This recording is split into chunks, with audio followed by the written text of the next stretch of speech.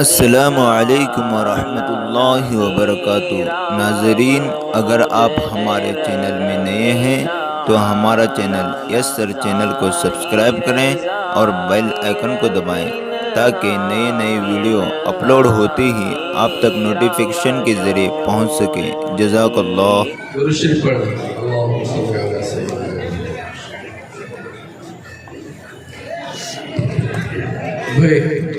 تشریف رکھیں، میں صرف انشاءاللہ 10 منٹ میں اپنی گفتگو کو سمیٹنے کی کوشش کروں گا۔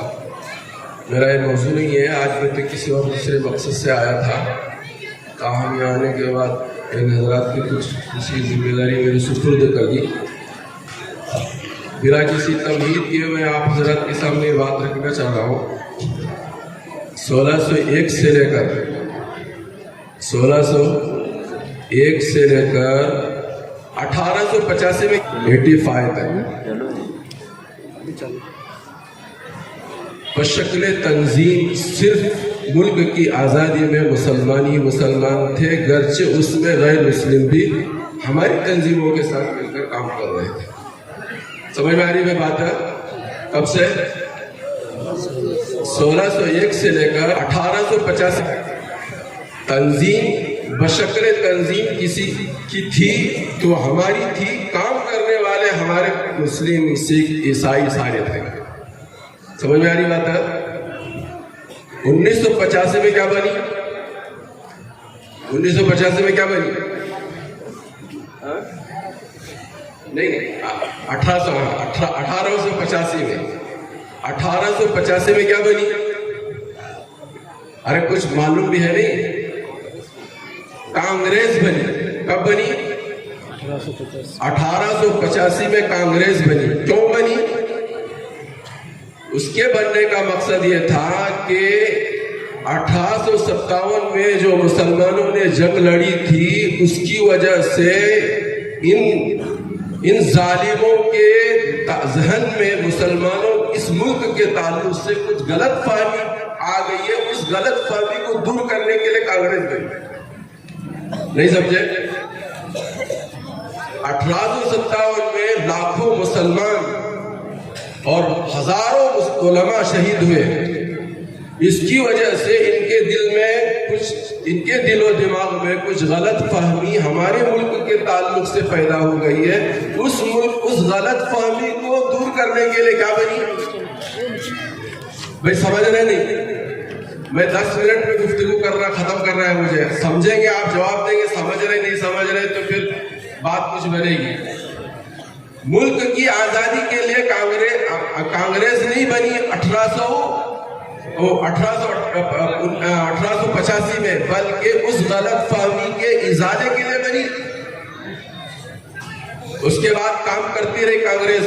1925 میں ایک مسودہ تیار ہوا، موتی لال نہرو نے تیار کیا۔ آج بھی وہ کتابوں میں ہے، آج بھی وہ کتابوں میں موتی لال نہرو نے، کانگریس کے ایک ذمہ دار نے، ملک کی اس بدلتی ہوئی اور بگڑتی ہوئی صورتحال کے تحت ایک مسودہ تیار کیا تھا۔ اس میں انہوں نے یہ درخواست کی تھی کہ کچھ آئینی مراعات ہمیں دی جائے، ہم آپ کے ماتحت رہ کر کام کرنے کو تیار ہیں۔ ارے کچھ سمجھ رہے ہیں؟ ہم آپ کے زیر اثر رہیں گے، آپ ہی ہمارے حکمراں رہیں گے، آپ ہی کی ہاتھ میں ملک کی باغ ڈور رہے گی، لیکن کچھ اختیارات ہمیں بھی دے دیجیے آئے۔ کب کہا تھا یہ کانگریس نے؟ 1925 میں۔ اس وقت جمعیت علماء نے کہا تھا ہرگز نہیں، ہرگز نہیں، ہرگز نہیں، کلی طور پر ہمیں ملک کی آزادی چاہیے۔ جب تک کانگریس کلی طور پر ملک کی آزادی کا مطالبہ نہیں کرے گی، جمعیت علماء کانگریس کا کبھی ساتھ نہیں دے گی۔ مجبور ہو کر 1929 میں کانگریس کو موتی لال کا یہ مسودہ واپس لینا پڑا۔ پھر جمعیت علماء نے 1929 سے فیصلہ کر لیا کہ ہم اب کانگریس کا ساتھ دیں گے اور ملک کو آزاد کریں گے۔ آخری ٹکڑے سے پیٹ بھرا نہیں کرتا، یاد رکھو کبھی بھی۔ ارے نہیں سمجھتے، جگل والے سمجھتے نہیں شاید۔ آخری ٹکڑے سے پیٹ نہیں بھرا کرتا۔ بہرحال मेरे 10 मिनट खत्म होने को है। मैं आप हजरात के सामने एक बात ये कहकर अपनी बात को खत्म करना चाहता हूँ। मुल्क की आजादी के लिए वो कुर्बानियां दी हैं हमारे उलमा ने कि इन हमारे बिरादराने मुल्क ने पसीना भी नहीं इतना दिया है, इतना हमने खून दिया है। इन्होंने पसीना भी उतना नहीं दिया, उतना हमने खून दिया है। तो एक बड़ी दास्तान है। किसी दूसरे मौके पर हम आप हजरात की खिदमत में मुल्क की आजादी के लिए मुसलमानों ने क्या दिया है और उलमाए देवबंद ने क्या दिया है, इंशाअल्लाह हम अपनी जुबानी भी आप हजरात को सुनाने की कोशिश करेंगे। लेकिन मुख्तसर तौर पर मैंने ये 2 वाक़ियों को सुनाकर आपके ज़हन को इस बात की तरफ मुंतकिल करने की कोशिश की है कि इस मुल्क के लिए पूरी रोटी का एक टुकड़ा छोड़कर सारी कुर्बानी हमारे उलमाए देवबंद और मुसलमानों ने हमारे गैर मुस्लिम भाइयों को अपने साथ लेकर दी है। आखिरी टुकड़ा जो है वो एक ऐसा टुकड़ा है कि जिसमें हम भी शरीक हैं, वो भी शरीक है, जिसके नतीजे में मुल्क आजाद हुआ है।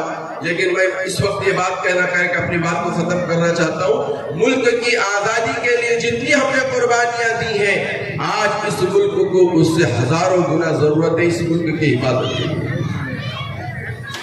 आज से पहले जितनी आजादी इस कुर्बानी मुसलमानों ने दी है, इस मुल्क की तरक्की के लिए, इस मुल्क की हिफाजत के लिए, इस मुल्क में अमन और शांति लाने के लिए मुसलमानों, मैं आपसे मुखातब हूँ, उससे ज्यादा कुर्बानी की जरूरत है। उसके लिए कुछ अपनी जिंदगियों को बदलने की जरूरत है। 3 बातें कहकर मैं अपनी बात को खत्म करता हूँ। नंबर 1, इस वक्त जिंदा दिल लोगों की जरूरत है, जिंदा दिल लोगों की जरूरत है। और हमारे बुजुर्गों ने बात की है, लोगों के दिल जिंदा होते हैं 3 खूबियों से। एक तहज्जुद के एहतिमाम से, एक अल्लाह वालों की सोहबत से, और तीसरी चीज जिसकी तरफ मैं आज आपको दावत दे रहा हूं, ये हयाए सुन्नत है। अपनी जिंदगी को सुन्नत पर लाओ, तुम्हारे दिल जिंदा होंगे। फिर देखो इस मुल्क का नक्शा बदलेंगे कैसे, इस मुल्क के अंदर अमन शांति कैसे आएगी। आज हम गैरों के तरीके पर अपनी जिंदगी, अपना छोटा बड़ा हर काम अंजाम दे रहे हैं। हमारी वज़ाक़त बिगड़ी हुई है गैरों के मुशाबहत में। तशब्बह बिक़ौमिन फ़हुव मिन्हुम, कौन सा ऐसा प्रोग्राम है कि जिसके अंदर अय्याशी नहीं, फुहाशी नहीं है।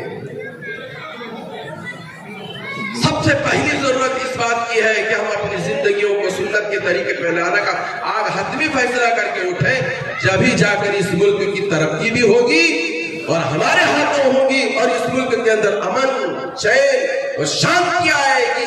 जिंदा दिल लोगों की जरूरत है, सुन्नत चाहिए, सुन्नत। प्यारे नबी सल्लल्लाहु अलैहि वसल्लम की सुन्नतों को अपने सिरे से लगाओ। यकीनन आज इस्लाम दुश्मन ताकतें हजरत मोहम्मद रसूलुल्लाह के ऊपर तरह तरह की बातें कस रहे हैं, और कसने दो उनको।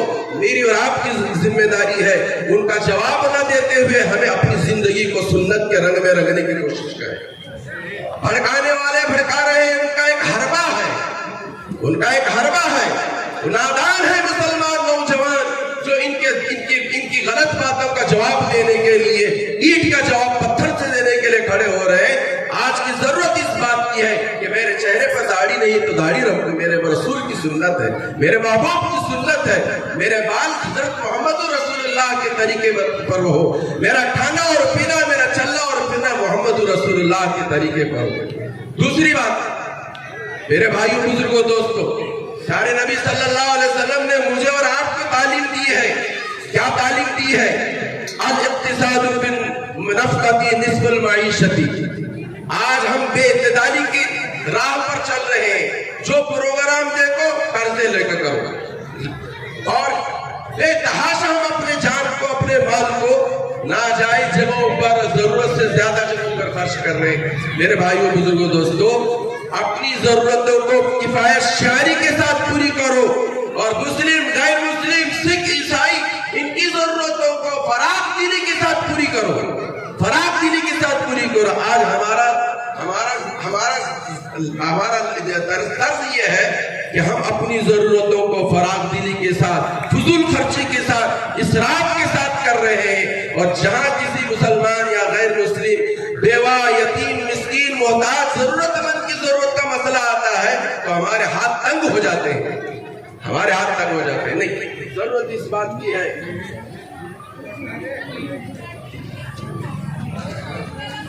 تو تیسری بات کہہ کے میں اپنی بات کو ختم کرتا ہوں. تیسری بات مجھے آپ حضرات کی خدمت میں یہ رکھنی ہے کہ خدمت خلق ایک ایسا شعبہ ہے، ایک ایسا پلیٹ فارم ہے کہ جس سے ہم لوگوں کے دلوں کو جیت سکتے ہیں. جس کا کھاؤ گے اس کا گاؤ گے. یہ یاد رکھو، یہ محاورہ ہے، ایک صرف محاورہ نہیں ہے. آج ہماری صورتحال یہ ہے، آپ بھلا تو چک بھلا. یہ مسلمان کا شیوا نہیں ہے، یہ مسلمان کا شیوا نہیں ہے. میرے بھائیوں، بزرگوں، دوستوں، اپنے ہاتھوں کو لمبا کرو، اپنے جیبوں کو کھولو، ضرورت مندوں کی ضرورتوں کو پورا کرو بلا فرق مذہب. ضرورتوں کو پورا کرو. دیکھو کیا پھر حالات بنیں گے، کیسی محبتیں اور الفتیں پیدا ہوں گی. میرا وقت ختم ہو گیا ہے. انہی 3 باتوں کے اوپر میں اپنی بات کو ختم کرتا ہوں. ایک تو یہ سنت کا اہتمام کرے اور اپنے تمام چھوٹے موٹے پروگرام، چاہے کھانے کا مسئلہ ہو، چاہے کپڑے کا مسئلہ ہو، چاہے گھر کے بنانے کا ہو، کفایت شعری کے ساتھ اس کو انجام دینے کی کوشش کرے. اور تیسری چیز یہ ہے کہ ضرورت مندوں کی ضرورتوں کو فراخ دلی کے ساتھ انجام دینے کی کوشش کریں. اگر یہ 3 باتیں ہماری زندگی میں آئیں گی تو ہم سمجھتے ہیں کہ انشاءاللہ آنے والے دنوں میں ہمارے اس ملک کے اندر اور بالخصوص اس علاقے کے اندر خوشگوار احوال ہوں گے. ہمارے مسائل کے لیے جتنا درد مند اور فکر مند ہم ہیں، اس سے زیادہ ہمارے غیر مسلم بھائی ہمارے لیے فکر مند بنیں گے. وآخر دعوانا ان الحمدللہ.